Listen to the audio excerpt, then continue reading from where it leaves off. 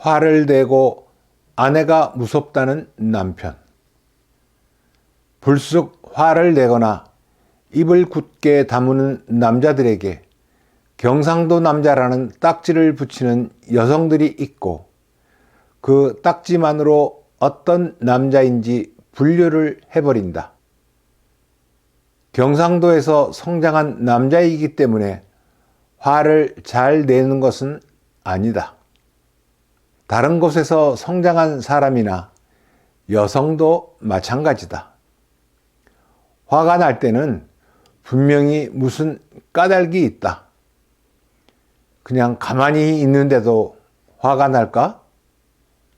분명한 어떤 원인 제공이 있었을 것이다. 쌓여있던 것일 수도 있고, 화를 내는 자신도 왜 화가 나는지 알지 못하는 경우도 있다. 세상은 감정을 잘 조절하지 못하는 사람을 나쁜 사람, 부족한 사람이라고 분류해버린다.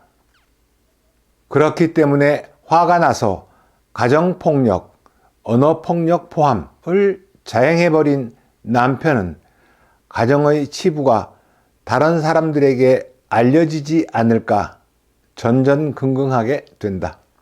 그래서 남편은 자기가 화를 내고도 아내가 무서운 것이다. 아내는 습관적으로 화를 내는 남편에게 당한 폭력이 무서워서 어떻게 하면 이 남자의 폭력을 멈출 수 있을까를 고민하게 되지만 답을 찾지 못한다. 답답하고 아프다 보니 위로를 받으면서 견뎌내려고 하소연을 하게 된다. 아내가 하소연하고 다닌다는 것을 알게 된 남편은 더 심한 폭력을 행사하고 더 큰 어려움을 자초하게 된다. 앞으로는 폭력을 행사하지 않으면 된다고 다짐하지만 되풀이되면서 아내가 더 무서워지게 되고 두려움에서 벗어나려고 폭력의 강도는 더 심해진다. 언어 폭력도 마찬가지로 더 강해진다. 아내, 남편, 두 사람 다 원인을 알아내고 어떻게 해야 하는지 고민하지 않는다. 아니, 못한다. 왜냐하면 당장 일어난 일을 수습하는 것이 급하기 때문이다. 화를 낸 남편은 자기 자신이 왜 화가 났는지를 분명하게 알아내지 못한다. 남편을 화나게 한 아내는 자기 자신이 어떤 원인을 제공했는지 분명하게 알아내지 못한다. 원인을 제공한 아내도 자기 자신이 그렇게 행동하거나 말할 수밖에 없었던 원인을 모른다. 알아내지 못하는 첫 번째 까닭은 먼저 자기 생각에 몰두하기 때문이다. 아내는 어떻게 하면 폭력을 행하지 못하게 할까? 어떻게 하면 폭력을 행사하는 남편에게서 피해를 입지 않을까? 해결하는 것이 급하고 남편은 폭력을 행사해 놓고 아내와 자녀들에게 나쁜 평가를 받지 않으려면 어떻게 해야 하나? 나의 부족함이 세상에 알려지면 어떻게 하나? 해결하는 것이 급하다. 두 번째 까닭은 원인을 모르기 때문이다. 서로 상대방에게 원인 제공을 했는데 상호적이기 때문인데 원인을 알아내려는 노력조차 할 수 없도록 두 사람의 상황은 급박하다. 사람은 모두 다 똑같지 않다. 그러니 원인 제공의 형태도 다르다. 같은 행동이라도 누구는 화가 나고 누구는 화가 나지 않는다.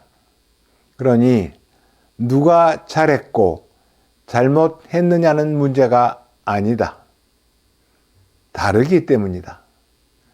부부가 어떻게 다른지 내 남편, 내 아내가 다른 사람들과 어떻게 다른지 알아야 하고 나와는 또 어떻게 다른지도 알아야 한다.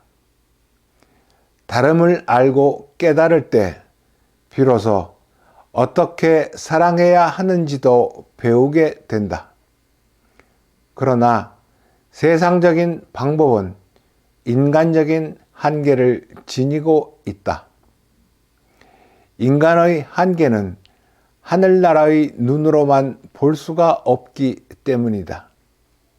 신앙을 갖고 있는 사람도 마찬가지다. 그래서 스스로 방법과 대처를 고민하고 실천해 보지만 문제는 해결되지 않는다.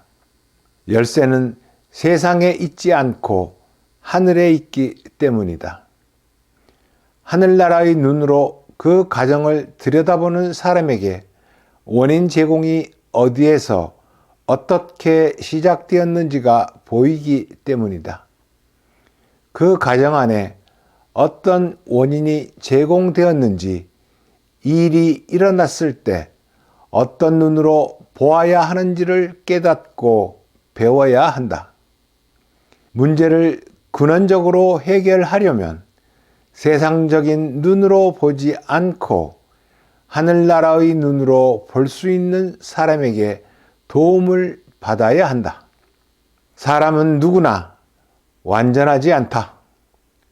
그러나 예수님을 모시고 살아가는 부부는 상대방의 부족을 채워줄 수 있는 능력과 힘을 알고 있다. 어떻게 원인을 알 수 있는지, 어떻게 대처해야 하는지 가르쳐 줄 사람을 찾고 도움을 받아야 한다. 한 가정의 비밀은 지켜져야 그 가정이 보호된다. 가정을 보호하면서 도움을 줄 사람을 찾아야 한다.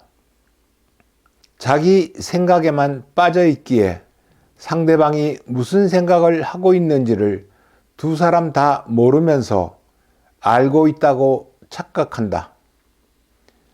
모든 인간은 부족하지만 사랑은 그 부족함을 메워준다. 손을 내밀면 주님께서 잡아주신다.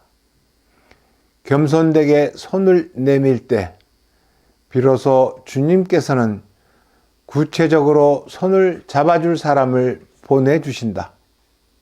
예수님의 현존만이 답이다. 예수님의 현존을 실현시킬 수 있는 사람을 찾아야 한다.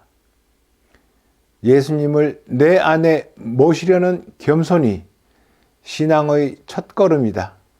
내가 하려는 것은 교만이다. 아내가 무서우면 예수님께 손을 내밀어야 한다.